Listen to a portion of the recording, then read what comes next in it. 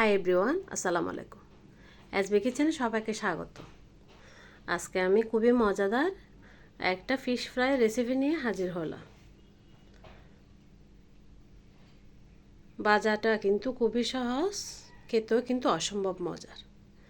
মাছ ভাজার জন্য আমি এখানে দুইটা কালো রূপচাঁদা মাছ ভালোভাবে পরিষ্কার করে 10 মিনিট লেবু পানির মধ্যে ভিজিয়ে রেখে তারপর এভাবে একটা ছুরি দিয়ে মাঝখান থেকে 5-6 টুকরা করে আমি ভালোভাবে কেটে নিয়েছি।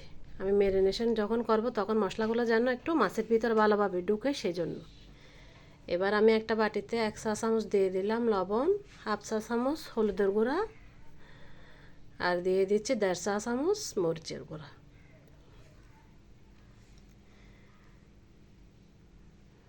এগুলো এখন আমি সামান্য পানি দিয়ে মশলাগুলো একটু নরম করে নিব।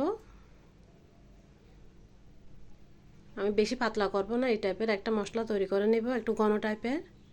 এবার আমি মাছের উপরে মশলাগুলো দিয়ে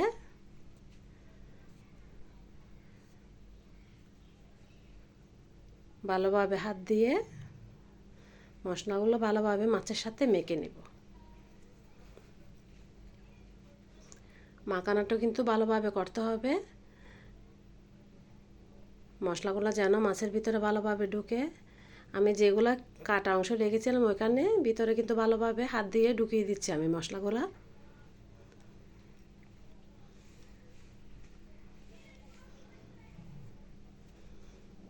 আমি অপর পিঠও একই রকমভাবে মশলাগুলো মেখে নিচ্ছি।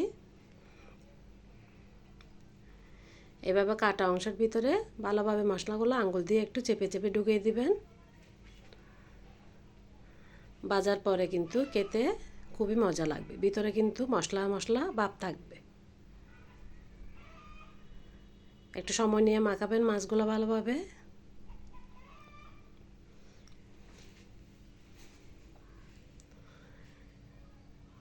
মাখানো হয়ে গিয়েছে আমার। আমি এই পর্যায়ে আধা ঘন্টার জন্য একপাশে ঢেকে মাছগুলোকে রেখে দেব।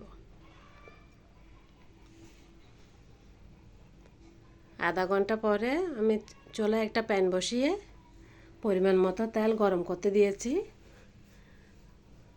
তেলগুলো ভালোভাবে গরম হয়ে গেলে আমি এখানে একটা মাছ দিয়ে দিলাম।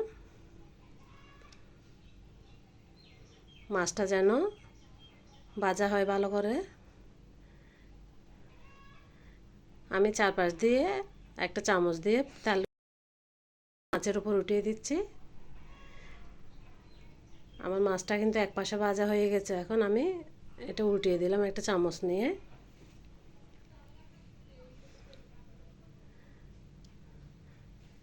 মাছটা ভাজা হয়ে গেছে, আমি এখন তেল থেকে উঠিয়ে নিচ্ছি।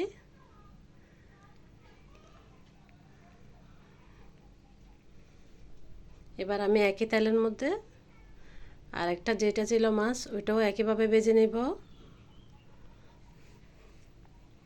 চুলার আঁচটা কিন্তু মিডিয়াম হাইয়ের মধ্যে আছে। একই রকমভাবে আমি এই মাছটাও ভেজে নিয়েছি। এবার মাছ ফ্রাই করা তেলের মধ্যে আমি এখানে দিয়ে দিচ্ছি 1/2 কাপ পেঁয়াজ বাটা।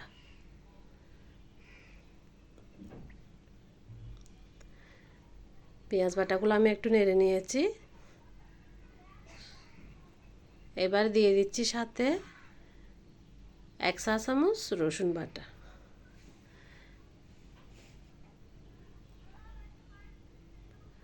রসুন বাটা দেওয়ার পরও আমি একইভাবে তেলের সাথে ভালোভাবে মিশিয়ে নিচ্ছি।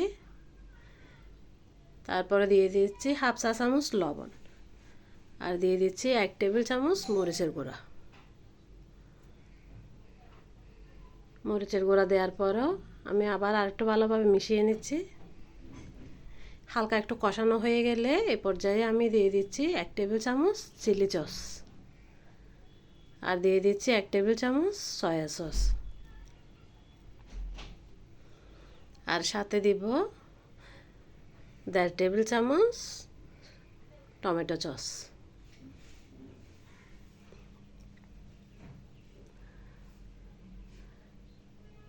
সসটা দেওয়ার পর আবারও আমি একটু ভালোভাবে মশলার সাথে ভালোভাবে মিশিয়ে নিব।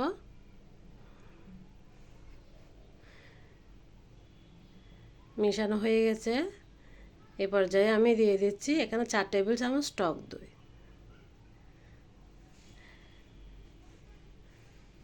যাদের হাতের কাছে আছে ওরা দিবেন, না দিলেও কোনো সমস্যা নাই, দিলে কিন্তু একটু টেস্টটা ভালো হয়। এ পর্যায়ে আমি মাছগুলো দিয়ে দিয়েছি মশলার মধ্যে।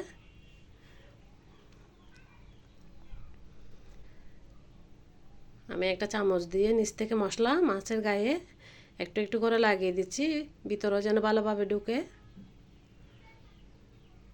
কিছুক্ষণ রাখার পর আমি মাছটা উল্টিয়ে নিলাম। আমি একই রকমভাবে দুটোটা মাছ ভালোভাবে উল্টিয়ে নিয়েছি। আর উপর থেকে না মানে মশলাগুলো একটু উপরে হালকা হালকা করে দিয়ে দিয়েছি।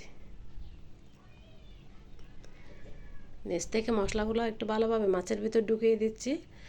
মাছটা যেন খাওয়ার সময় খুবই মজা লাগে, সেজন্য মশলাগুলো যদি না উঠাতাম তাহলে ভিতরে মাছের স্বাদটা কিন্তু আসতো না। মাছ ভাজা আমার প্রায় শেষ। দেখেন আমি এখন পরিবেশন করে দেখাচ্ছি। দেখতে কিন্তু অনেক লোভনীয় হয়েছে। প্লিজ আমার ভিডিওটা যদি একটু ভালো লেগে থাকে আপনাদের, আমার চ্যানেলে একটা লাইক, কমেন্ট এবং সাবস্ক্রাইব করে দেবেন। এই রান্নাটা যারা মাছ খায় না ওদের জন্য একদম খুবই একটা দরকারি রান্না হবে।